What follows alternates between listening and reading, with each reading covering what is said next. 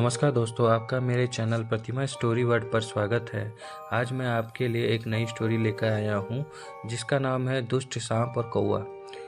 एक बार की बात है, एक जंगल में किसी पेड़ पर कौवा का एक जोड़ा रहा करता था।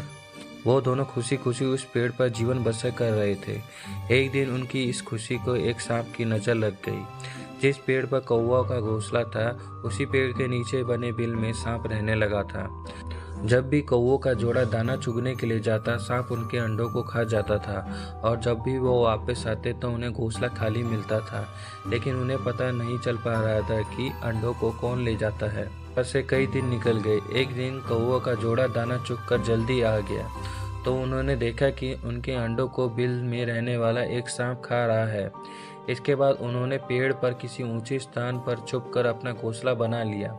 सांप ने देखा कि कौवों का जोड़ा पहले वाले स्थान को छोड़कर चला गया है। शाम होते ही दोनों वापस पेड़ पर आ जाते हैं। इस प्रकार कई दिन निकल गए। कौवों के अंडों में से बच्चे निकल आए और वह बड़े होने लगे। एक दिन सांप को उनके नए घोंसले का पता चल गया और वह कौवों के जाने का इंतजार करने लगा। जैसे कौवे घोंसला छोड़कर गए, सांप उनके घोंसले की ओर बढ़ने, लेकिन किसी कारण से कौवों का जोड़ा वापस पेड़ की ओर लौटने लगा। उन्होंने दूर से ही सांप को उनके घोंसले की ओर जाते देख लिया और जल्दी से वहां पहुंचकर अपने बच्चों को पेड़ की ओट में छुपा दिया। सांप ने देखा कि घोंसला खाली है तो वह कौवों की चाल समझ गया और वापस बिल में जाकर सही मौके का इंतजार करने लगा। इसी बीच कौवा ने सांप से पीछा छुड़ाने के लिए एक योजना बनाई। कौवा उड़कर जंगल के बाहर बने एक राज्य में चला गया। वहाँ एक सुंदर महल था।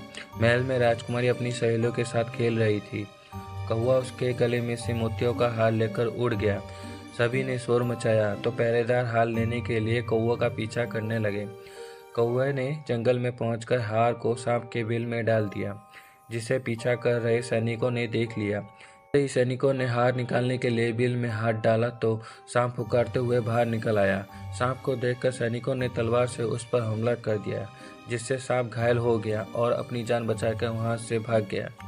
सांप के जाने के बाद कौवा अपने परिवार के साथ खुशी खुशी रहने लगा। इस कहानी से हमें यह शिक्षा मिलती है कि कभी भी निर्बल का फायदा नहीं उठाना चाहिए, साथ ही मुसीबत में समझदारी से काम लेना चाहिए।